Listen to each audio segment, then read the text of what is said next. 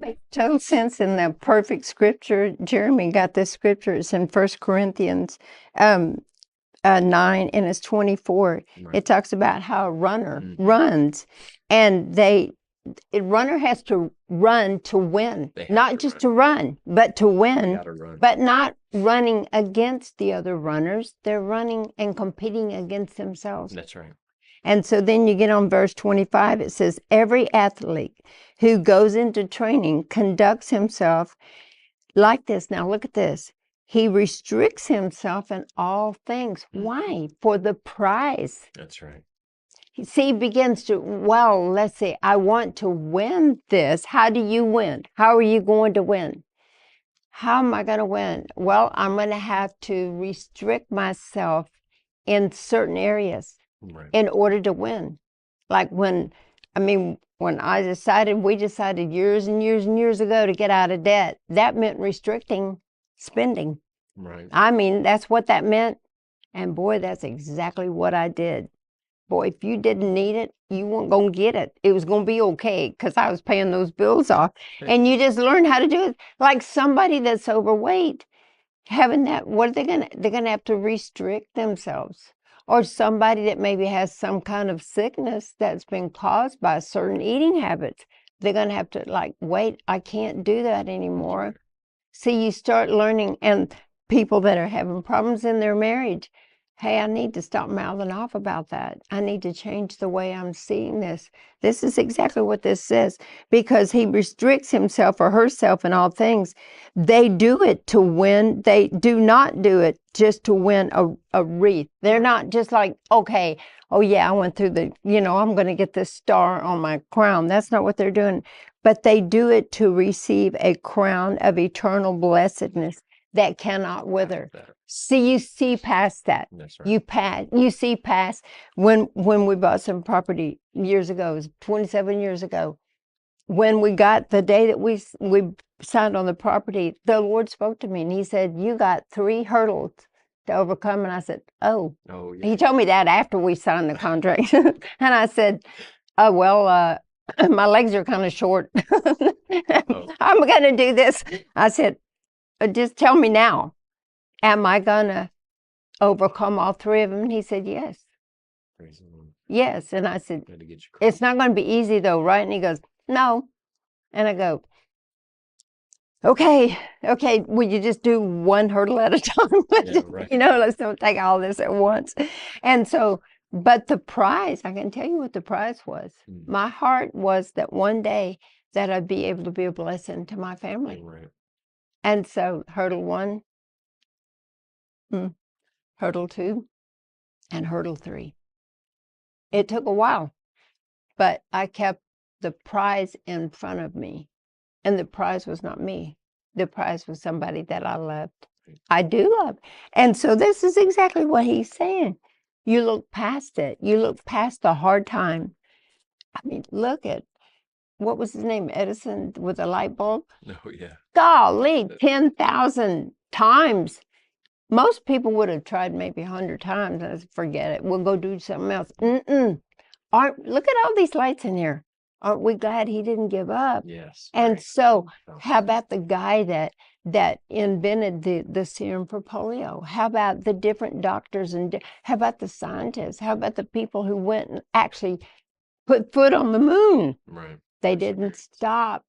Perseverance, yes. Perseverance. So back over here in 1 Timothy chapter 1, like we were talking about, we're going to have to be to the place to where we wage a good warfare.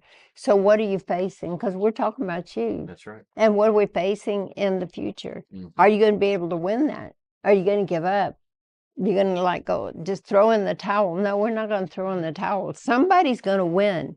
And this is what I tell people. Somebody's going to win. And it's not between you and somebody else. It's between you and the devil. Right. He knows if he keeps on and on and on and on, he can take you down with this or take you down with that. You ought to get madder and fire and just go like, you're not doing that. That's not how it's going to be. I intend on defeating you because Jesus said on the cross, it is finished. I want those words to manifest in my life. So, but you have to know how you're going to do it. And you have to get your goals so set that nothing is going to deter you. One of the things Vince has been wanting me to teach on setting your will. I don't even know how I learned to set my will, but I did. And so I think it was all the bad stuff I went through. I used them for my victory instead of for my defeat. But you learn how to set your will and just say, no, this is how it's going to be. This is what God said. And I don't know, there's nothing.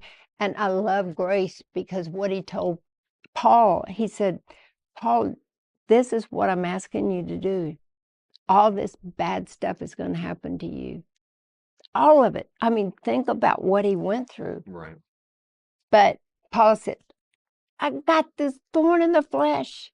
In Numbers, I think it's Numbers 55, I believe it is, or 33, it says that if you don't drive them out, it'll be thorns in your flesh and pricks in your eyes. Okay, hello? Yeah, it doesn't sound fun. You drive them out.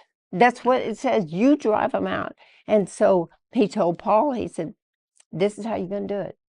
And the Amplified, it said, you're going to act like a man when this is all over, because I'm going to give you my grace, and it'll be plenty sufficient for you. And I love the way he said this. He said, when you are the weakest and you think, man, I cannot do this another minute. I can't do it another day. But God, this is when I'm the weakest. But you promised that's when you'd be the strongest on the inside of me. And I don't think any of us have gone through what Paul did. But aren't we so excited that he stayed with it? Because look how we got grace. We got the New Testament. Isn't this exciting? So We got something we can actually read and understand and look up the Greek and the Hebrew and everything else. They didn't even have that stuff back in those days. And yet Paul understood how to take grace. And when he was the weakest, that's when God was the strongest. Now you talk about faith. That's some faith there. some good And so you've seen miracles of how people get healed, and you think, how did they do that? You know, they were right at the edge of death, like within hours or whatever, but something rose on the inside of them. You know, how did you hear this and hear that? You hear people about financial miracles, and you hear all these different things. How did what on the inside of them clicked? I can tell you it was grace. When they were the weakest, that's when God is the strongest in you. And that's what he says right here. You're going to have to learn how to take your whole entire human personality. Your personality is different from your character. You need to work on your character. I need to work on my character. Character's different. Personalities, personalities like we got long hair now. I remember when we had the pixies back in the 60s, our hair was this long, so personalities change, whatever. And so, but your character, who you really are, who your destiny is, who's God made you to be. That's what Paul became. Thank you for watching this clip today, and just click below and you can see the full broadcast. You're going to really enjoy it, and make sure that you like and share and subscribe and all those things, because it